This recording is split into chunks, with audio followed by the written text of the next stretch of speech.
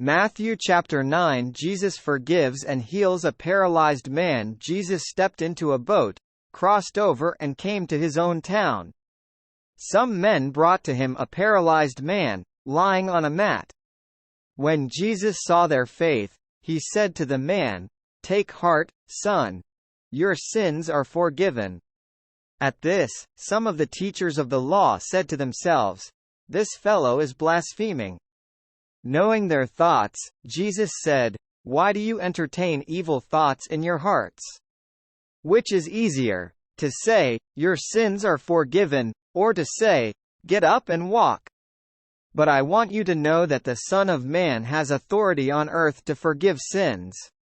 So he said to the paralyzed man, "Get up, take your mat and go home." Then the man got up and went home. 8. When the crowd saw this, they were filled with awe. And they praised God, who had given such authority to man. The calling of Matthew. As Jesus went on from there, he saw a man named Matthew sitting at the tax collector's booth. "Follow me," he told him, and Matthew got up and followed him. While Jesus was having dinner at Matthew's house, many tax collectors and sinners came and ate with him and his disciples. When the Pharisees saw this, they asked his disciples, "Why does your teacher eat with tax collectors and sinners?" On hearing this, Jesus said, "It is not the healthy who need a doctor, but the sick. But go and learn what this means. I desire mercy, not sacrifice. For I have not come to call the righteous, but sinners." Jesus questioned about fasting. Then John's disciples came and asked him, "How is it that we and the Pharisees fast often, but your disciples do not fast?" Jesus answered, "How can the guests of the bridegroom mourn while he is with them? The time will come when the bridegroom will be taken from them. Then they will fast. No one sews a patch of unshrunk cloth on an old garment, for the patch will pull away from the garment, making the tear worse. Neither do people pour new wine into old wineskins. If they do, the skins will burst. The wine will run out and the wineskins will be ruined.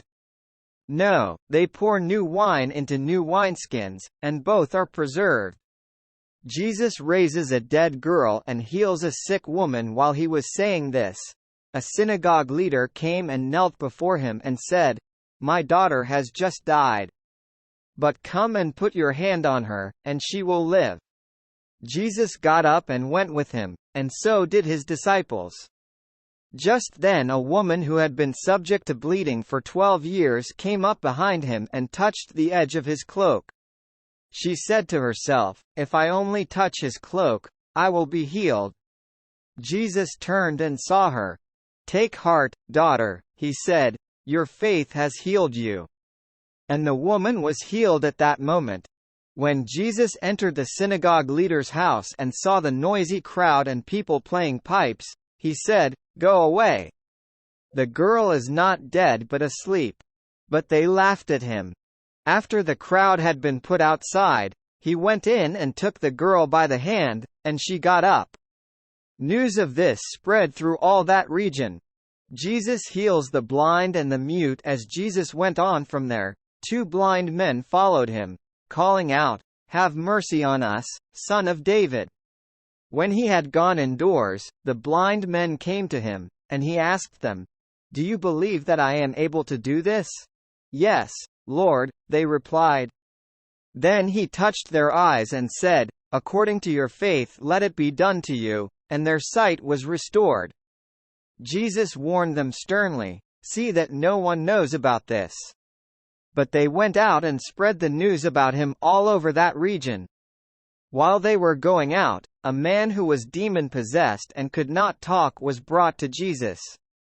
And when the demon was driven out, the man who had been mute spoke.